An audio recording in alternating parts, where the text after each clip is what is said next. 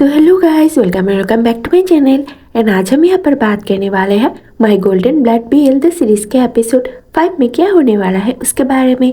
तो इस एपिसोड में हम टॉम को खुद आगे बढ़कर मार्क को किस करते हुए देखने वाले हैं। जैसे कि पिछले एपिसोड के आखिर में हमने देख रखा है कि मार्क टॉम को किस करता है अपनी डिजायर को कंट्रोल ना करने के बाद, जब वो दोनों लॉन में बैठकर बातें कर रहे थे।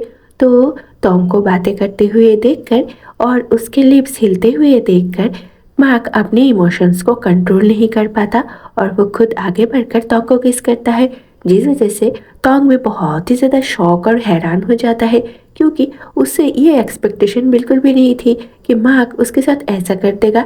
हालांकि मार्क ने इससे पहले ही टॉम को किस करने की कोशिश करा है और वो दोनों एक दूसरे के थोड़ा बहुत करीब आ चुके हैं, पर ऐसे मार्क टॉम को किस कर देगा इसके एक्सपेक्टेशन टॉम को बिल्कुल भी नहीं थी। तो टॉम को जब ये एहसास होता है कि मार्क उसके साथ क्या कर रहा है, तो वो मार्क को हल्का से पुश करके खुद से दूर कर देता है। अब मार्क भी हैरान हो जाता है ये समझकर कि उसने अभी क्या कर दिया है, और वो अपने हरकतों से थोड़ा सा एम्बरेस्ड भी हो जाता है, क्योंकि उसने टॉम के साथ ऐसा किया है ये वो बिल्कुल भी नहीं चाह रहा था। पर जबकि उससे ये हो गया है तो शायद वो टॉम से माफ़ी मांगने की कोशिश करता है, पर टॉम के लिए तभी मार्क की किसी भी बातों का आंसर देना मुमकिन नहीं था, क्योंकि वो अपने आप ही बहुत ही ज़्यादा कश्मकश से गुजर रहा था कि उसके साथ ऐसा क्यों हो गया है। तभी शायद वहाँ पर बारिश हो जाता है, जिस वजह से टॉम और मार्क दोनों ही भीग जाते हैं बुरी तरह से। तो टॉम भीगते हुए अपने कॉन्डो वापस चला जाता है, ये सोचते हुए कि मार्क ने उसके साथ ऐसे क्यों किया और आखिर वो कैसे एक वैम्पायर को खुद को किस करने दे सकता है। क्या मार्क के लिए उसके दिल में कोई फीलिंग्स है?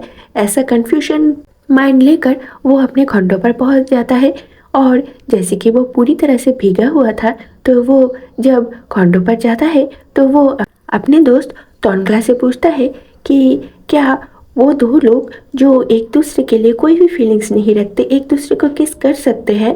क्या फीलिंग्स ज़रूरी होता है किस करने के लिए? और क्या एक दूसरे के बीच में फीलिंग्स ना होने के बावजूद हम एक दूसरे को किस कर सकते हैं? तो टॉम की ऐसी उलझी उलझी सी बातें सुनकर टॉनग्ला उससे कहता है कि अगर तुम किसी को किस करते हो और तब तुम्हारे दिल में जो फीलिंग्स होता है अगर वो अलग हुआ तो वो तुम्हें खुद ही बता देगा कि तुम उस पर्सन के लिए क्या फील करते हो। ये बात तुम्हें बाहर किसी से पूछने की कोई ज़रूरत नहीं है। तो टॉम उससे कहता है कि मेरे दिल में ऐसा फीलिंग्स है या नहीं ये तो मुझे अभी समझ में नहीं आ रहा है, पर मुझे ये बहुत ही ज़्यादा फ्रस्ट्रेटेड लग रहा है।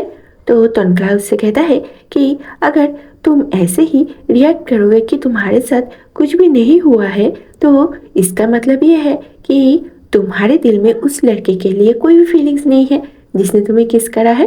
पर अगर तुम इन सब से फ्रस्ट्रेटेड हो जैसे कि तुम अब हो तो इसका मतलब है कि तुम्हारे दिल में उसके लिए फीलिंग्स है। आप टॉनग्ला की ये बात सुनकर टॉम बहुत ही ज़्यादा हैरान हो जाता है, क्योंकि उसके दिल में मार्क के लिए फीलिंग्स है ये उसने बिल्कुल भी एक्सपेक्ट नहीं करा है। उसे पता ही नहीं है कि कब उसके दिल में मार्क के लिए फीलिंग्स पैदा हो चुके थे। अब मार्क भी ये सब करने के बाद अपने रूम में जाकर थोड़ा सा भी चैन नहीं मिल रहा था उसे, क्योंकि वो बहुत ही ज़्यादा बेचैन था कि उसने ऐसे कैसे कर दिया। वो 2000 सालों से इस धरती पर है, पर उसने अपना सेल्फ कंट्रोल कभी भी नहीं खोया है, जो वो अभी टॉम के साथ रहकर धीरे धीरे खोने लगा है। और उसे ये अच्छे से समझ में आ रहा है कि उसके दिल में जो टॉम के लिए फीलिंग्स है वो बाकियों के जैसा नहीं है। ये फीलिंग्स सबसे अलग है, सबसे हटके है, क्योंकि टॉम से मिलने के बाद ही उसका दिल धड़कना शुरू हुआ है, जो कि इतने सालों से डेड पड़ा हुआ है।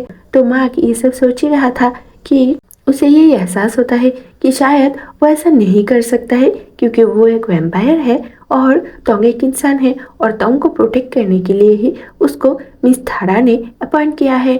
तो वो अपने डिज़ायर को अपने तक रखने का ही डिसीजन लेता है। इधर टॉम भी सोच सोच कर पागल हुए जा रहा था कि आखिर उसके साथ ऐसा कैसे हो सकता है, कैसे वो मार्क को पसंद कर सकता है, जबकि उसे बहुत ही अच्छे से पता है कि मार्क एक वैम्पायर है और उसका ड्यूटी है उसे प्रोटेक्ट करना। पर जबकि उन दोनों के बीच में ये फर्स्ट किस हो चुका है और वो दोनों ही इस किस को लेकर बहुत ही ज़्यादा इमोशनल ट्रॉमा से गुजर रहे हैं, तो जब वो दोनों अगले दिन एक दूसरे के सामने आते हैं तो एक दूसरे से अच्छे से बात नहीं कर पाते। उनको एक दूसरे से बात करने के लिए थोड़ा सा हेजिटेशन फील होता है, पर वक्त के चलते उन दोनों के बीच में वो हेजिटेशन धीरे धीरे ख़त्म होने लगता है, क्योंकि दोनों के दिल में ही एक दूसरे के लिए फीलिंग्स है।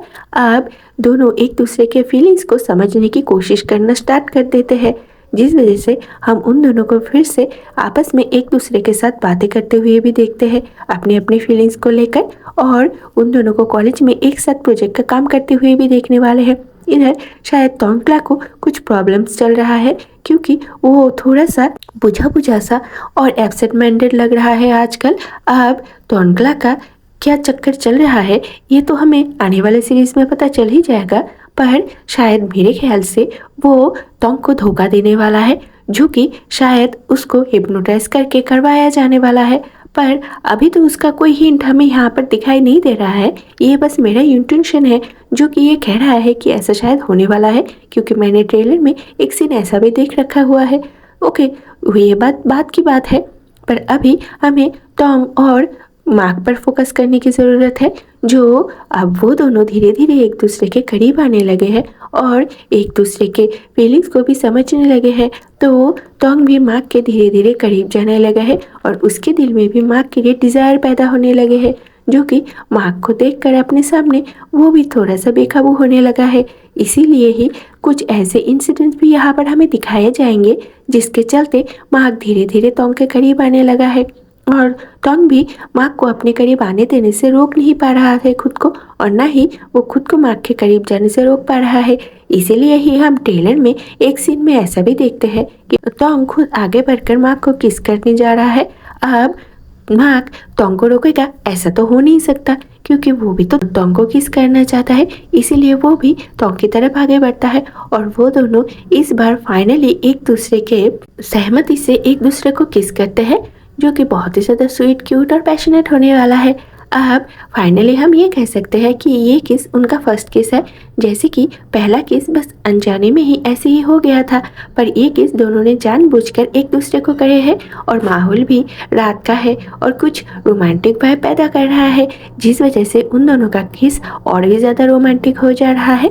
तो मुझे पता है कि मैंने जैसा बताया है इससे बहुत ज़्यादा ही कुछ होने वाला है, पर जैसे कि मुझे इसके बारे में कुछ खास इन्फॉर्मेशन मिले नहीं है, तो मुझे जितना लगा मैंने आपको बता दिया।